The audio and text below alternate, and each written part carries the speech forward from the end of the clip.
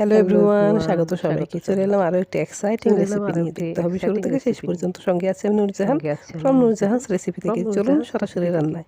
তো চলুন সরাসরি রান্নায় চলে যাই। প্রথমে আমি কড়াইতে সয়াবিন তেল দিয়ে দিয়েছি, দিয়ে দিলাম মেথি দানা, শুরু থেকে শেষ পর্যন্ত। সাথে সাথে দিয়ে দিলাম পেঁয়াজটা। কড়াইতে তেল দিয়ে পেঁয়াজের পরিমাণ মেথি দানা বেশিই দিয়ে থাকবে। দিলাম। একটু নেড়ে ছেড়ে বাদামি হলে দিয়ে দেবো শিমটা।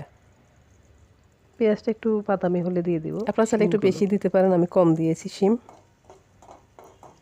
এখানে খুব অল্প পরিমাণে একটু মাখো মাখো হবে, তরকারির পরিমাণটা কম দিলে ভালো লাগবে। আর সেই সাথে দিলাম গুলে রাখা মশলা। এখানে তো এই মশলাতে ছিল আদা রসুন পেস্ট, জিরে গুঁড়ো, লবণ, হলুদ গুঁড়ো, মরিচ গুঁড়ো, একটু ধনে গুঁড়ো আর মিক্স করে রসুনের পরিমাণ একটু বেশি থাকবে দিয়ে দিয়েছি।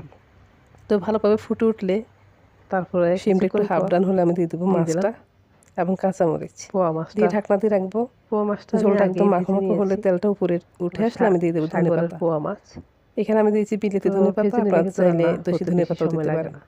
রান্না তো আমার হয়ে গেল। গরম গরম ভাতের সাথে দারুণ মজা। সবার শেষে এই রেসিপি দেখতে যেমন সুন্দর, খেতে তার চেয়েও বেশি সুন্দর। দেশি ধনেপাতাও দিতে পারেন। অবশ্যই বাসায় ট্রাই করবেন। একদম মাখো মাখো একটা, ছোট বড় সবাই পছন্দ করবে এই রান্নাটা। গরম গরম ভাতের সাথে খেতে দারুণ। আমার রান্না বান্না আপনাদের কেমন লাগে অবশ্যই কমেন্ট করে জানাবেন। ভালো লাগলে লাইক, শেয়ার এবং সাবস্ক্রাইব দিতে ভুলবেন না। তো আজ পর্যন্ত, আল্লাহ, অবশ্যই বাসায় ট্রাই করবেন। সবাই ভালো থাকবেন। রান্নাটা কেমন হলো জানাবেন কিন্তু।